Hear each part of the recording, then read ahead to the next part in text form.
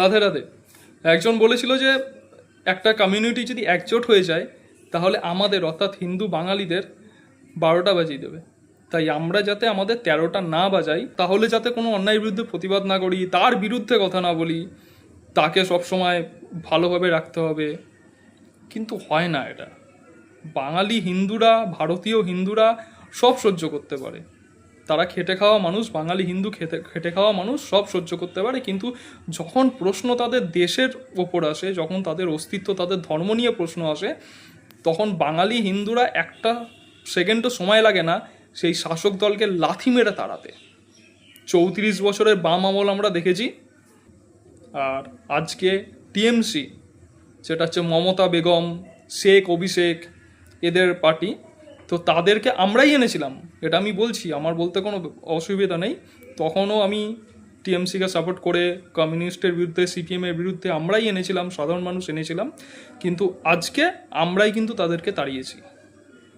তো কোনো সময় কোনো শাসক দল এটা ভাববেন না যে হিন্দুরা আলাদা, হিন্দুরা একজোট হতে পারে না। হিন্দুরা যে কি করতে পারে একজোট হলে, সেটা দেখা গেল।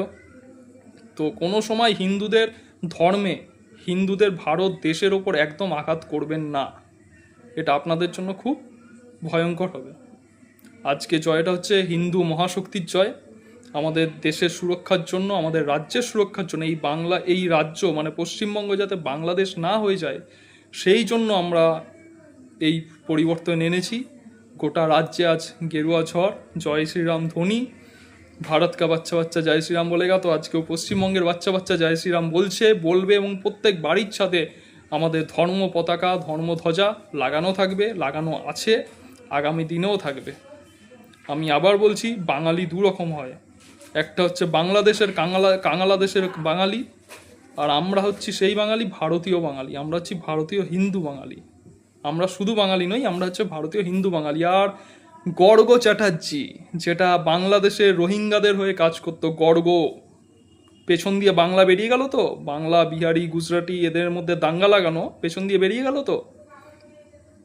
এবার ভয়ে ভয়ে থাক তুই, কেন তোকে যেখানেই পাবে আমার মতো ভারতীয় বাঙালিরা তোকে যেখানে পাবে মারবে, করে দেবো। রোহিঙ্গা প্রেমী তোর পেছন দিয়ে বের করে দেবো, গর্গ চ্যাটার্জি। চলো, জয় শ্রীরাম। সবাই এই আনন্দ উপভোগ করুন। আশা করি আগামী সরকার, আমাদের যে বিজেপি সরকার, ভালো মতো কাজ করবে, যেমন বিহার, উত্তরপ্রদেশ, আসাম, বাকি রাজ্যগুলোতে যেরকম ভালো ভালো কাজ করছে সেরকম কাজ করবে। এই আশাতেই আমরা বিজেপি সরকারকে সাপোর্ট করে আমরা এনেছি। তো জয় ভারত মাতা, রাধে রাধে, জয় শ্রীরাম, হর হর মহাদেব।